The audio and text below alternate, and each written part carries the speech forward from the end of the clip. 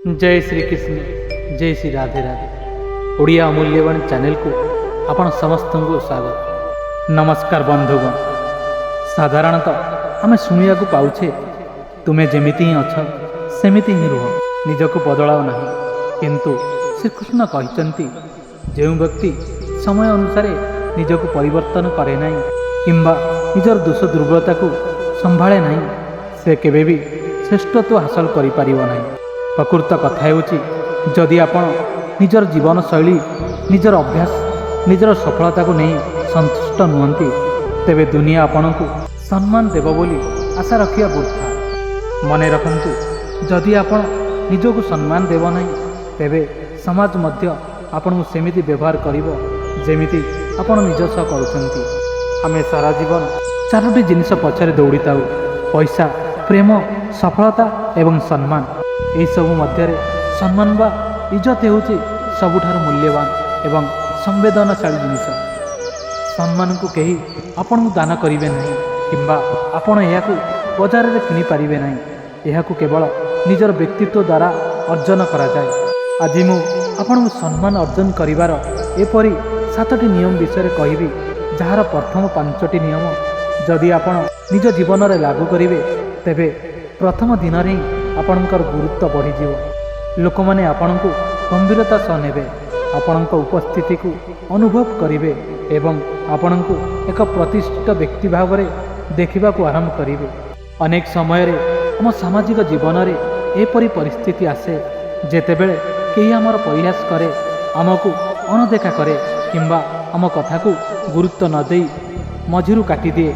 सबुठारु बेसी कष्ट सेतेबेले हुए जेतेबेले आम निजर बंधु किंबा निकटतर लोक माने आमको सही सम्मान दियंती नहीं, जार आमे हकदार।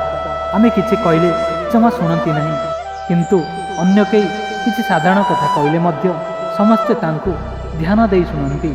एही समय रे मनरे प्रश्न आसे, मोर मूल्य एते कम काहेकि? एठारे श्रीकृष्ण कहिसंती, जो व्यक्ति निजर मर्यादा को निजे रक्षा करे नहीं, समाज केबे भी ताकू मर्यादा दिए नहीं। यार अर्थ हेउछि सम्मान मगा जाए नहीं, बरं निजर व्यवहार एवं आत्मविश्वास द्वारा यह सृष्टि करा जाए। तेबे चलंतु जानिबा सेही प्रथम गुरुत्वपूर्ण विषय जहाँ आपणक जीवन को परिवर्तन करदेव। प्रथम नियम, द पावर ऑफ लिसनिंग। जदि आपण चाहुंचंती लोक माने आपणक कथा को सम्मान सह शुणंतु, तेबे सबुठारु आग आपणको अन्य मानकु सम्मान सह शुणा पड़ो। जेतेबेले केही आपणक सह कथा हेउचंती, सेतेबेले तांको कथा को संपूर्ण एकाग्रता सह शुणंतु।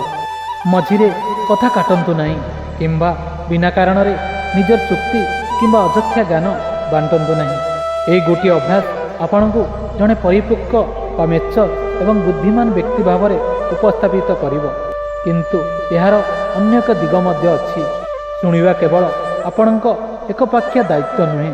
जदि आपण काहाकु सम्मान दे शुणुचंती, तेबे आपणकर यह मध्य अधिकार अछि जे आपण कहवा समय सामना व्यक्ति मध्य सेतिकी ध्यान दे। जदि केही व्यक्ति आपणक कथा काटुचंती किंबा आपणको अणदेखा करुचंती, तेबे बुझी जांतु से आपणको सम्मान देवाको चाहुनांती। सेपरि स्थल निज शब्द नष्ट न करी चुप रहिबा श्रेयस्कर, कारण सेमाने आपणकर मूल्य को बुझिबाको असमर्थ। द्वितीय नियम, अपमानर उत्तर नीरवतार दियंतु। The power of silence. जेतेबेले केही आपणको अपमानित करे, तेबे साधारणतः लोक माने रागी जांती किंबा प्रतितृषार करंती, किंतु यह ही आपणकर सबुठारु बड़ भूल। प्रकृत शक्ति चित्कार न थाए, प्रकृत शक्ति आपणक संयमतार थाए। जदि केही आपणको नीच देखाइबा चेष्टा करुची, तेबे तुरंत प्रतिक्रिया दियंतु नहीं, केवल शांत रुहंतु एवं तांको आखि को आखि मिसाई चाहंतु। गोटिए कथा मने रखंतु, अल्प जल थिबा नल बहुत शब्द करे, गभीर नदी सबुबेले शांत होई रही थाए। जो व्यक्ति भितरे ज्ञान एवं अनुभवर गभीरता थाए, से सबुबेले शांत रहे। खाली माठिया ही बेसी शब्द करे। जो माने प्रतिटी छोट कथारे रागी जाती, से माने निजर अभ्यंतर दुर्बलता को ही प्रदर्शन करती। चाणक्य जीवन ଏକ ଉଦାହରଣ ଦେଖନ୍ତୁ। ଥରେ ରାଜସଭାରେ ଜଣେ ମନ୍ତ୍ରୀ ତାଙ୍କୁ କଟୁ କଥା କହିଥିଲେ। ସମସ୍ତେ ଭାବିଲେ ବୋଧହୁଏ ଚାଣକ୍ୟ ଏବେ ରାଗିବେ, କିନ୍ତୁ ସେ କେବଳ ମନ୍ତ୍ରୀଙ୍କ ଆଖିକୁ ଚାହିଁ ସ୍ଥିତ ହାସ୍ୟ ଦେଇ ଚୁପ୍ ରହିଲେ। ସେଇ ଗୋଟିଏ ମୁହୂର୍ତ୍ତର ନୀରବତା ସେହି ମନ୍ତ୍ରୀଙ୍କୁ ଏତେ ଲଜ୍ଜିତ କରିଦେଲା, ସେ ପରେ ଆସି ଚାଣକ୍ୟଙ୍କ ପାଦତଳେ ପଡ଼ି କ୍ଷମା ମାଗିଲେ। ଅପମାନର ତୁରନ୍ତ ଉତ୍ତର ଦେବା ମୂର୍ଖାମି। ସଠିକ୍ ସମୟରେ ଦିଆଯାଇଥିବା ନୀରବତା ଅପମାନକାରୀକୁ ନିଜ ନଜରରେ ଛୋଟ କରିଦିଏ। ତୃତୀୟ ନିୟମ, ଆପଣଙ୍କ ଶାରୀରିକ ଭାଷା ବଦଳାନ୍ତୁ। ଲୋକମାନେ ଆପଣଙ୍କୁ ଦେଖିବା ମାତ୍ରେ ହିଁ ଆପଣଙ୍କ ପ୍ରତି ଏକ ମନୋଭାବ ସୃଷ୍ଟି କରନ୍ତି। ଏହା ଆପଣଙ୍କ ଶବ୍ଦ ନୁହେଁ, ବରଂ ଆପଣଙ୍କ ଛିଡ଼ା ହେବା ଏବଂ ଚାଲିବାର ଶୈଳୀ ଜଣାପଡ଼େ। ଜଣେ ଆତ୍ମବିଶ୍ୱାସୀ ବ୍ୟକ୍ତି ହେବା ପାଇଁ ଆପଣଙ୍କର ପ୍ରେମ ସଠିକ୍ ହେବା ଜରୁରୀ। କଥା ହେବା ସମୟରେ ହାତକୁ ପକେଟ୍ ବାହାରେ ରଖନ୍ତୁ। ଏହା ଦର୍ଶାଏ ଆପଣ ଖୋଲା ମନର ବ୍ୟକ୍ତି। ଚାଣକ୍ୟ କହିଥିଲେ, ଜଣେ ବ୍ୟକ୍ତିର ଚରିତ୍ର ତା'ର ବସିବା ଏବଂ ଉଠିବା ଶୈଳୀରୁ ହିଁ ଜଣାପଡ଼ିଥାଏ। ଯେତେବେଳେ ସେ ନିଜେ ରାଜସଭାକୁ ଆସୁଥିଲେ, ତାଙ୍କର ଚାଲିବାର ଶୈଳୀ ଦେଖି ଖୁଦ୍ ରାଜା ମଧ୍ୟ ସମ୍ମାନରେ ଛିଡ଼ା ହୋଇଯାଉଥିଲେ। ଆପଣଙ୍କର ଉପସ୍ଥିତି ହିଁ ଅନ୍ୟମାନଙ୍କ ପାଇଁ ଅନୁଶାସନର କାରଣ ହେବା ଉଚିତ। ଚତୁର୍ଥ ନିୟମ, ସମସ୍ତେ ମଣିଷ, କାହାକୁ ଭୟ କରନ୍ତୁ ନାହିଁ। ଯେତେବେଳେ ଆପଣ କୌଣସି ବଡ଼ ବ୍ୟକ୍ତିଙ୍କୁ ଭେଟନ୍ତି କିମ୍ବା ଅଧିକ ଲୋକଙ୍କ ଆଗରେ କଥା ହୁଅନ୍ତି, ସେତେବେଳେ ନର୍ଭସ୍ ହୁଅନ୍ତୁ ନାହିଁ।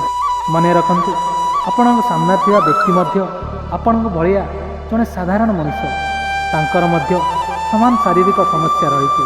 ସେ ମଧ୍ୟ ସଂଘର୍ଷ କରନ୍ତି ଏବଂ ଭୁଲ ମଧ୍ୟ କରନ୍ତି। ଯଦି ଆପଣ ନିଜକୁ ଛୋଟ ଭାବିବେ, ତେବେ ଦୁନିଆ ଆପଣଙ୍କୁ ନିଶ୍ଚୟ ଛୋଟ କରି ଦେଖିବ। ଯିଏ ନିଜକୁ ସମ୍ମାନ ଦିଏ, ତାକୁ ହିଁ ଦୁନିଆ ସମ୍ମାନ ଦିଏ। ଥରେ ଚାଣକ୍ୟଙ୍କୁ ତାଙ୍କର ଜଣେ ଶିଷ୍ୟ ପଚାରିଲେ, ଗୁରୁଦେବ, ଆପଣ ବଡ଼ ବଡ଼ ସମ୍ରାଟଙ୍କ ସାମ୍ନାରେ ଏତେ ନିର୍ଭୟରେ କିପରି ରୁହନ୍ତି? ଚାଣକ୍ୟ ହସିଲେ ଏବଂ କହିଲେ, ଯେତେବେଳେ ମୁଁ ସାମ୍ନା ବ୍ୟକ୍ତିକୁ ଜଣେ ମଣିଷ ଭାବେ ଦେଖେ, ସେତେବେଳେ ତାଙ୍କର ମୁକୁଟ କିମ୍ବା ସିଂହାସନ ମୋର ଆତ୍ମବିଶ୍ୱାସକୁ ଡରାଇ ପାରେ ନାହିଁ। ତେଣୁ ନିଜ ଭିତରେ ଥିବା ଭୟକୁ ଛାଡ଼ନ୍ତୁ ଏବଂ ନିଜର ମୂଲ୍ୟ ବୁଝନ୍ତୁ। ପଞ୍ଚମ ନିୟମ, ନିଜର ବାହ୍ୟ ରୂପ ଏବଂ ପୋଷାକ ଉପରେ ନିବେଶ କରନ୍ତୁ। ଯଦି ଆପଣ ଚାହୁଁଛନ୍ତି ଦୁନିଆ ଆପଣଙ୍କୁ ସମ୍ମାନ ଦେଉ, ତେବେ ସର୍ବପ୍ରଥମେ ଆପଣଙ୍କୁ ନିଜ ଆତ୍ମବିଶ୍ୱାସ ଉପରେ କାମ କରିବାକୁ ହେବ। ଏବଂ ଆତ୍ମବିଶ୍ୱାସ ବଢ଼ାଇବାର ସବୁଠାରୁ ସହଜ ଉପାୟ ହେଉଛି ପରିଷ୍କାର ଏବଂ ଉନ୍ନତମାନର ପୋଷାକ ପରିଧାନ କରିବା। ଏହା କେବଳ ଦେଖେଇ ହେବା ପାଇଁ ନୁହେଁ, ବରଂ ଏହା ସେହି ଛବି ପାଇଁ ଯାହା ଆପଣ ନିଜ ମନରେ ନିଜ ପାଇଁ ତିଆରି କରନ୍ତି। ଚାଣକ୍ୟଙ୍କ ମତରେ ବ୍ୟକ୍ତିର ପୋଷାକ ତାହାର ମନର ଆଇନା। ସେ ନିଜେ ବହୁତ ସାଧାରଣ ଜୀବନ ବିତାଉଥିଲେ ମଧ୍ୟ ରାଜସଭା କିମ୍ବା କୌଣସି ଜରୁରୀ ବୈଠକକୁ ଯିବା ସମୟରେ ସବୁବେଳେ ପରିଷ୍କାର ସଜାଗ ହୋଇଯାଉଥିଲେ। ସେ କହୁଥିଲେ, ଯଦି ଜଣେ ବିଦ୍ୱାନ ବ୍ୟକ୍ତି ମଧ୍ୟ ଅପରିଷ୍କାର ହୋଇ ସଭାକୁ ଆସନ୍ତି, ତେବେ ତାଙ୍କର ଅଧା ସମ୍ମାନ ଦ୍ୱାର ମୁହଁରୁ ଶେଷ ହୋଇଯାଏ। ପୋଷାକ ଦାମୀ ହେବା ଜରୁରୀ ନୁହେଁ, କିନ୍ତୁ ତାହା ପରିଷ୍କାର ଏବଂ ଆପଣଙ୍କ ବ୍ୟକ୍ତିତ୍ୱକୁ ସଜାଇବା ହେବା ଭଳି ଉଚିତ। ଦୁନିଆ ସେହି ଜିନିଷକୁ ବିଶ୍ୱାସ କରେ ଯାହା ତାକୁ ବାହାରୁ ଦେଖାଯାଏ। ଷଷ୍ଠ ନିୟମ, କହିବାର ଶୈଳୀରେ ଗମ୍ଭୀରତା ଆଣନ୍ତୁ।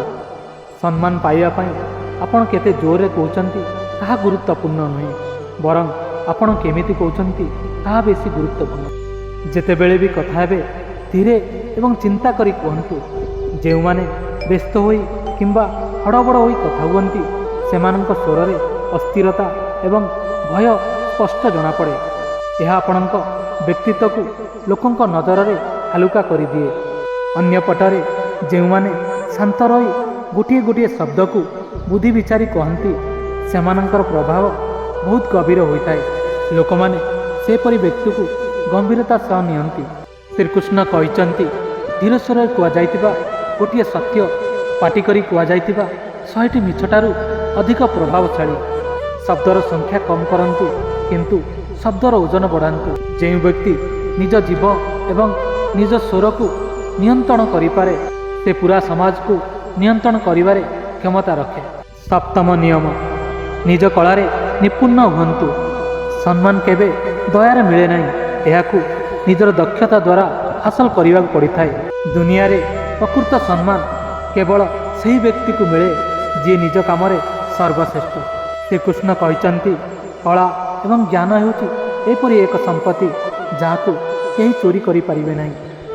ଜଣେ ଗୁଣୀ ବ୍ୟକ୍ତି ଭିଡ଼ରେ ଅଂଶ ହୁଅନ୍ତି ନାହିଁ, ବରଂ ଭିଡ଼ ତାଙ୍କୁ ଦେଖି ପ୍ରେରଣା ପାଇଥାଏ। ତେଣୁ ନିଜ କ୍ଷେତ୍ରରେ କେବଳ ଭଲ ହୁଅନ୍ତୁ ନାହିଁ, ବରଂ ସର୍ବଶ୍ରେଷ୍ଠ ହେବା ପାଇଁ ଲକ୍ଷ୍ୟ ରଖନ୍ତୁ। ଯେତେବେଳେ ଆପଣଙ୍କ କାମ କଥା କହିବ, ସେତେବେଳେ ଆପଣଙ୍କୁ ନିଜ ସମ୍ମାନ ପାଇଁ କାହାରିକୁ ଅନୁରୋଧ କରିବାକୁ ପଡ଼ିବ ନାହିଁ।